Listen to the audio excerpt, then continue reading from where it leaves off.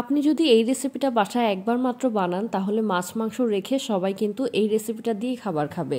পোলাওর সাথে এটা খেতে খুবই মজা লাগে, এছাড়াও ভাত, রুটি, নান সব কিছুর সাথে এটা কিন্তু বেশ জমে যায়। আসসালামু আলাইকুম, আমি নাদিয়া ফ্রম নাদিয়াস ব্লগ। কেমন আছেন আপনারা সবাই? আমি আলহামদুলিল্লাহ ভালো আছি। কি কোন জায়গা থেকে আমার আজকের এই ব্লগটা দেখছেন প্লিজ কমেন্ট করে জানাবেন। আজকে আমি চলে এসেছি আমার খুব পছন্দের একটা খাবার যেটা রেসিপি নিয়ে। আর এই রেসিপিটা বানানো এত সহজ যে আপনি চাইলে 10 মিনিটের মধ্যে এটা তৈরি করে ফেলতে পারেন, কিন্তু এটা যদি আপনি ডাইনিং টেবিলে অনেক মজার মজার খাবারের সাথে সার্ভ করেন তাহলে সবাই কিন্তু অন্য সব খাবার রেখে এটারই প্রশংসা করবে। আর এত মজার একটা খাবার তৈরি করতে খুব বেশি ইনগ্রিডিয়েন্টস লাগে না, ঘরে থাকা সামান্য কিছু উপাদান দিয়েই আপনি এই রেসিপিটা তৈরি করতে পারবেন। প্রথমেই যার জন্য আমি নিয়েছি বেগুন, এবং আপনি যে কোনো বেগুন নিতে পারেন। আমি গোল বেগুন নিয়েছি 2টা, আর ভালোভাবে খোসা ছাড়িয়ে নিয়েছি। অবশ্যই এই রেসিপিটা করার আগে খোসাটা ছাড়িয়ে নেবেন, খোসা ছাড়ানোটা খুব বেশি ইম্পর্টেন্ট, নয়তো খাবারের সময় যদি খোসাটা মুখে পড়ে তখন আর খেতে ভালো লাগবে না। আর এখানে আমি কেটে নিয়েছি, আপনি যে কোনো পছন্দ অনুযায়ী সাইজ করতে পারেন। যেহেতু এটা আমি একদম ভর্তার মতো করে মানে আচারের মতো করে ফেলবো, সেহেতু আমার সাইজটা কোনো ইম্পর্ট্যান্ট কিছু না, আপনি আপনার পছন্দ মতো সাইজ করে নেবেন।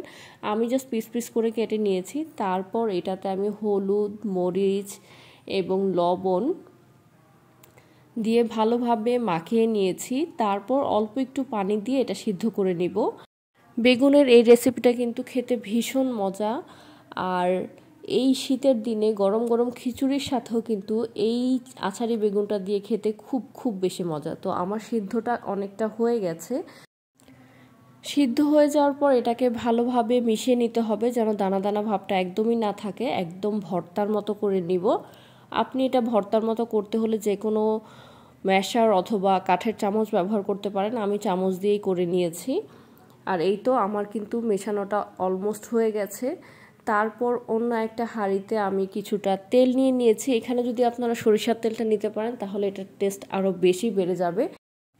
আমার কাছে সরিষার তেল ছিল না, তাই আমি সয়াবিন তেল নিয়েছি। আপনি আপনার পছন্দ মতো নিতে পারেন। তারপর এখানে কিছুটা আদা রসুনের পেস্ট নিয়ে নিয়েছি। তারপর এখানে ধনিয়া গুঁড়া, জিরা গুঁড়া দিয়ে ভালোভাবে এটাকে একটু কষিয়ে নিয়েছি।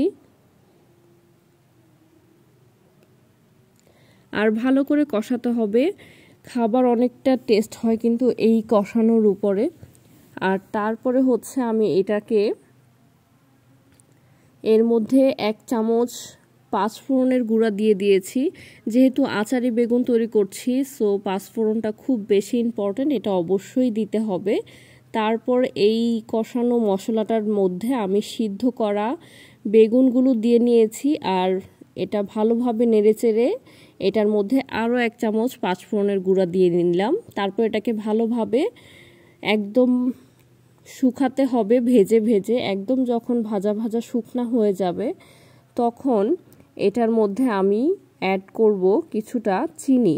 যেহেতু আচারি মশলা, আচারি বেগুন, এটা অনেকটা টেস্ট হয় টক মিষ্টি ঝাল, তাই চিনিটা অ্যাড করতে হবে।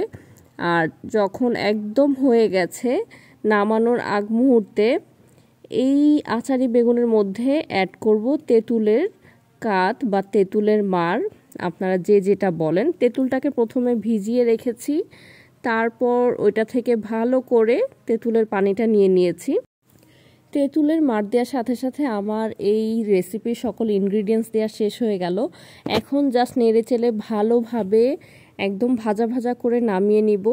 আর এটা কিন্তু খেয়ে খেয়ে দেখবেন যে লবণ, চিনি এবং টকের স্বাদটা ব্যালেন্স হয় কিনা। আর তারপরে এই তো আমার রান্নাটা একদম শেষ হয়ে গেছে। এটা কিন্তু সবাই অনেক বেশি প্রশংসা করেছে, আমার নিজের কাছেও এটা বেশ পছন্দের। আর সেদিন আমাদের বাসায় মেহমান এসেছিল, মেহমানরাও খুব পছন্দ করেছে। এটা পোলাও, বিরিয়ানি, ভাত, রুটি, খিচুড়ি সব কিছুর সাথে অনেক বেশি খেতে মজা। তো বাসায় অবশ্যই ট্রাই করবেন, আর অবশ্যই কমেন্ট করে জানাবেন যে আজকের এই রেসিপিটা আপনাদের কাছে কেমন লাগলো।